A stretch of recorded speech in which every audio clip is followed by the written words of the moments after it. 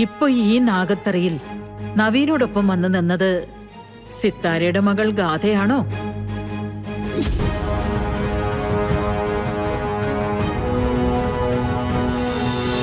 കാലം കുറയായി ആഗ്രഹങ്ങളും ശാപങ്ങളൊക്കെ ഞാൻ കേൾക്കാൻ തുടങ്ങിയിട്ട്. ഇനി ഈ വാക്കിവിടെ പറഞ്ഞു പോയാ ഞാൻ പറഞ്ഞ വാക്ക് ഞാൻ നടത്തും. എല്ലാരും പുറത്തു പോണ്ടി വരും. മേഡം, മേഡം ഒന്നും കാര്യമാക്കണ്ട. ചിലർക്ക് ചില കാര്യങ്ങൾ ശീലിച്ചു കഴിഞ്ഞാൽ പിന്നെ വേറൊന്നും പറയാനുണ്ടാവില്ല. കഥ മുഹൂർത്ത പൂജകൾ നടക്കുന്നതിന് മുമ്പേ നാഗദൈവങ്ങളുടെ അനുഗ്രഹം വാങ്ങിക്കണമെന്ന് മുത്തശ്ശി പറഞ്ഞിരുന്നു. നമുക്ക് പോയിട്ട് വരാം. ഞങ്ങൾ പോയിട്ട് വരാം മേഡം. കഥ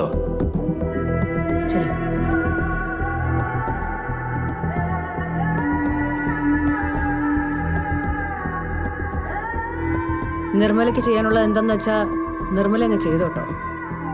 എന്റെ മോളെ മനസ്സിലാക്കാനായിട്ട് നവീന് കഴിയുന്നിടത്തോളം ഞാൻ അക്കാര്യത്തിൽ പേടിക്കില്ല.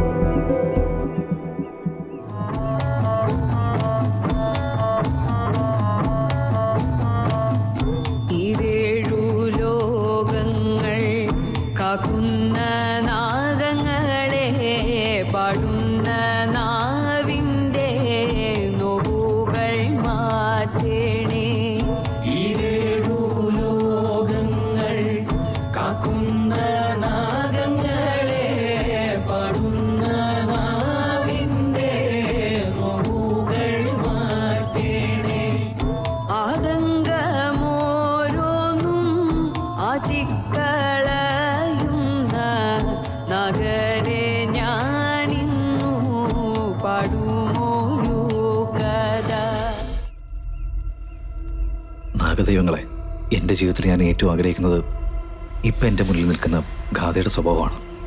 ഇനി ഒരിക്കലൊരു മാറ്റത്തിനിട വരാതെ എൻ്റെ ഗാഥയുടെ മനസ്സ് ഇതുപോലെ തന്നെ നിലനിർത്തി തരണേ.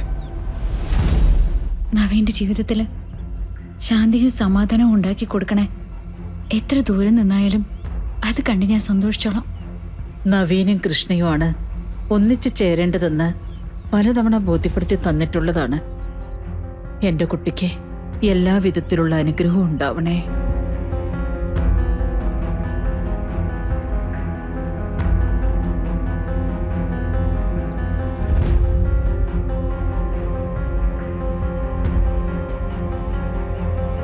മക്കളെ, നിങ്ങൾ രണ്ടുപേരും ഒരായുസ് മുഴുവൻ ഒന്നിച്ച് ജീവിക്കാനാണ് നാഗദൈവങ്ങളുടെ തീരുമാനമെങ്കിൽ നാഗദേവത പ്രത്യക്ഷപ്പെട്ട് അതിനൊരടയാളം കാണിക്കണമെന്ന് മുത്തശ്ശി പ്രാർത്ഥിച്ചിട്ടുണ്ട്. നാഗദൈവങ്ങൾ അതിനൊരടയാളം കാണിച്ച അതിന്റെ അർത്ഥം ആര് വിചാരിച്ചാലും ഒരിക്കലും നിങ്ങളെ വേർപിരിക്കാൻ പറ്റില്ല. മക്കള് പ്രാർത്ഥിച്ചോളൂ.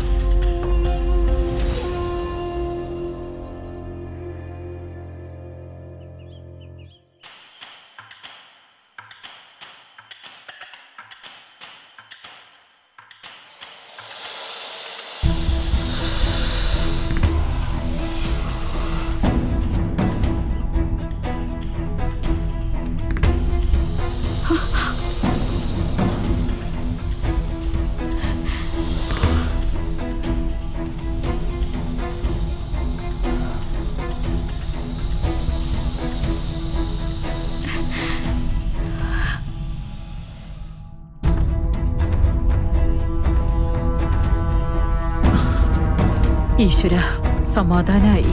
എന്റെ പ്രാർത്ഥന കേട്ടല്ലോ.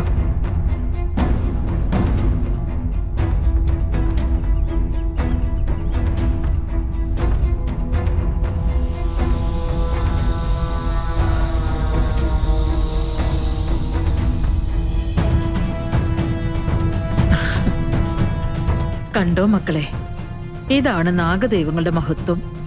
ഒരു കാര്യം നിങ്ങൾ മനസ്സിലാക്കിക്കോളൂ, നിങ്ങളെ വേർതിരിക്കാൻ ഈ ലോകത്ത് ആർക്കും സാധിക്കില്ല. സന്തോഷായില്ലേ? ഓ മുത്തശ്ശി, നാഗദേവതയുടെ ദർശനം കിട്ടുന്ന ഓരോ നിമിഷവും എനിക്ക് സന്തോഷം തന്നെയാ.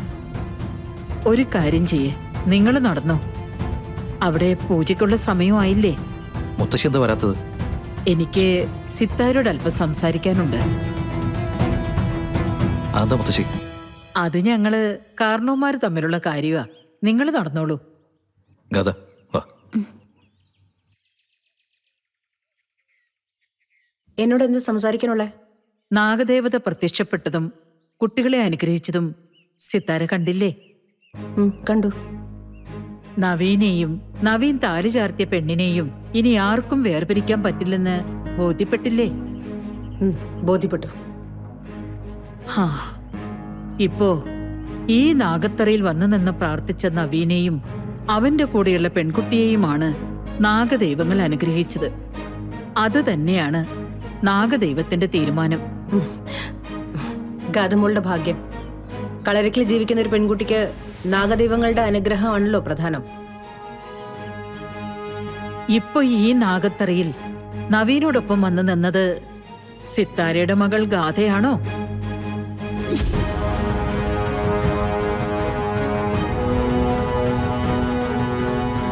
നന്ദഗോപാലിനെ പോലെ എനിക്കും സത്യം അറിയാം.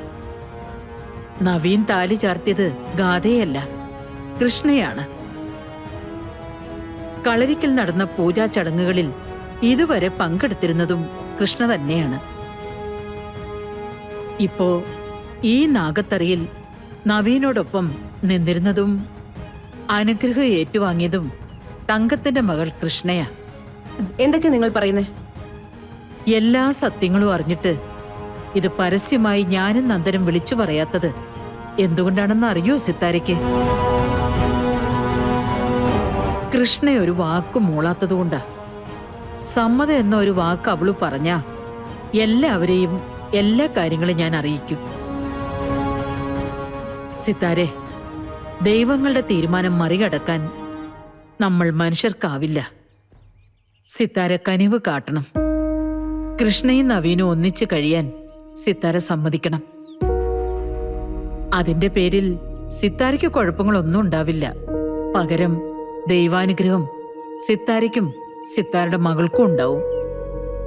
അമ്മ പറഞ്ഞതിന്റെ മറുപടി നവീന്റെ അച്ഛനോട് ഞാൻ മുൻപേ പറഞ്ഞിട്ടുണ്ട്. ഒന്നും നവീൻ അറിയാതെ സൂക്ഷിക്കേണ്ടത് നിങ്ങളുടെ കൂടെ കടമയാണ്. അത്ര ഞാനിപ്പോ പറയുന്നുള്ളൂ.